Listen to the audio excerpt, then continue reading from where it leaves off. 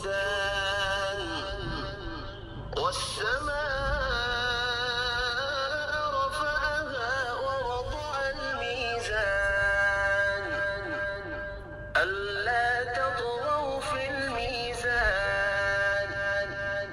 وأقيموا الوزن بالقسط ولا تخسروا الميزان والأرض وضعها للأنام فيها فاكهة والنخل ذات الأكمام والحب ذو العصف والريحان فبأي آلاء ربكما تكذبان خلق الإنسان من صلصال كالفخار وخلق الجان من مارج من نار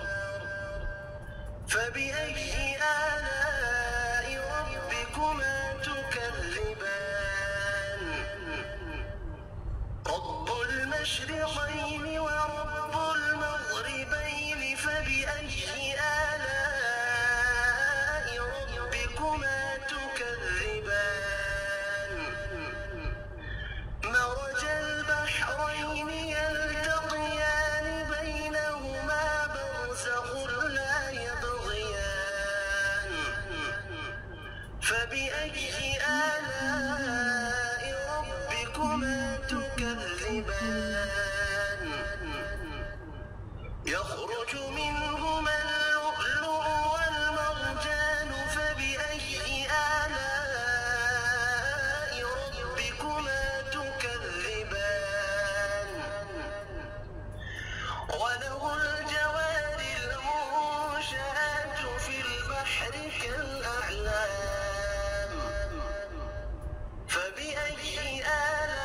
آلاء ربكما تكذبان كل من عليها فان ويبقى وجه ربك ذو الجلال والإكرام فبأي آلاء ربكما تكذبان يسأله من في السماوات والأرض كل يوم هو في شأن فبأي آلاء ربكما تكذبان سنفرغ لكم أيها الثقلان فبأي آلاء ربكما تكذبان يا معشر الجن والإنس إن استطعتم أن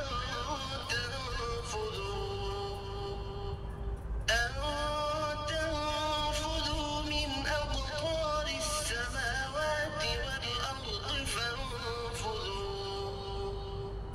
لا تنفذون إلا بسلطان فبأي آلاء ربكما تكذبان يرسل عليكما شواظ من نار ونحاس فلا تنتصران فبأي آلاء ربكما تكذبان فإذا انشقت السماء فكانت وردة كالدهان فبأي آلاء ربكما تكذبان فيومئذ لا يسأل عن ذنبه